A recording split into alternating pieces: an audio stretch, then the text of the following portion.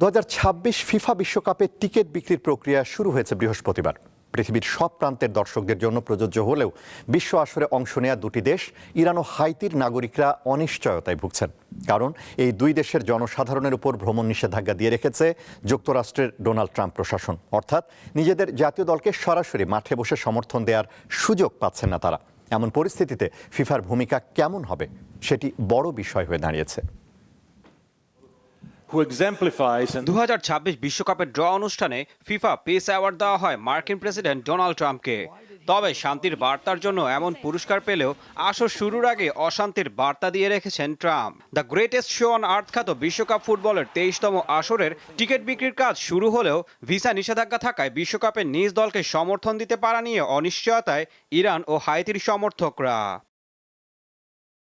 নিরাপত্তার ওপর হুমকি অজুহাত দেখিয়ে গত 4 জুন 12টি দেশের নাগরিকদের যুক্তরাষ্ট্রে প্রবেশে নিষেধাজ্ঞা দেন মার্কিন প্রেসিডেন্ট ডোনাল্ড ট্রাম্প। সেই তালিকায় আছে ইরান ও হাইতির নাম, যা বেশ মাথা ব্যথার কারণ হয়ে উঠেছে ফিফার। 3 দেশে বিশ্বকাপ হলেও গ্রুপ পর্বে ইরান ও হাইতির সব ম্যাচই পড়েছে যুক্তরাষ্ট্রে। জি গ্রুপে থাকা ইরানের ম্যাচগুলো লস অ্যাঞ্জেলস এবং সিয়াটলে, আর সি গ্রুপে থাকা হাইতির ম্যাচ বোস্টন, ফিলাডেলফিয়া এবং আটালান্টায়।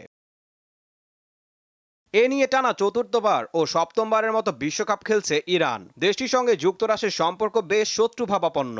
গত জুনে পশ্চিম এশিয়ার দেশটিতে হামলাও চালিয়েছে মার্কিনিরা। এমনকি বিশ্বকাপের ড্রকে কেন্দ্র করেও ইরানের বিষয় কঠোর অবস্থানে ছিল ট্রাম্প সরকার। তাই এমন এক দেশের ফুটবল ভক্তদের ব্যাপারে তাদের কি সিদ্ধান্ত হবে সেটি 6 মাস আগেও জানতে পারছে না ফিফা। এদিকে ট্রাম্প প্রশাসন জানায় যেসব দর্শক টিকিট কিনবেন তাদের ভিসা প্রক্রিয়া সহজতর করার জন্য ফিফা পাসের ব্যবস্থা করা হবে। ফিফা পাস হচ্ছে প্রায়োরিটি অ্যাপয়েন্টমেন্ট শিডিউলিং সিস্টেম। টিকিটের জন্য ক্রেতা সুনির্দিষ্ট ফর্মে আবেদন করলে ভিসা আবেদনগুলো আলাদাভাবে প্রক্রিয়া করা হবে। তাই ধারণা করা হচ্ছে টিকিটধারী ভিসা আবেদনকারীদের বিষয়টি আলাদাভাবেই দেখবে যুক্তরাষ্ট্র। হয়তো সেই পথেই থাকতে পারে ইরান ও হাইতির দর্শকরা, কিন্তু এ বিষয়ে স্পষ্ট ধারণা এখন পর্যন্ত দেয়া হয়নি। সবচেয়ে বড় বিড়ম্বনা, বিশ্বকাপের আয়োজক কর্তৃপক্ষ ফিফাই এখন পর্যন্ত জানে না দুই দেশের দর্শকদের নিয়ে তারা শেষ পর্যন্ত কি করবে। ঈশান হাসান, দীপ্ত স্পোর্টস।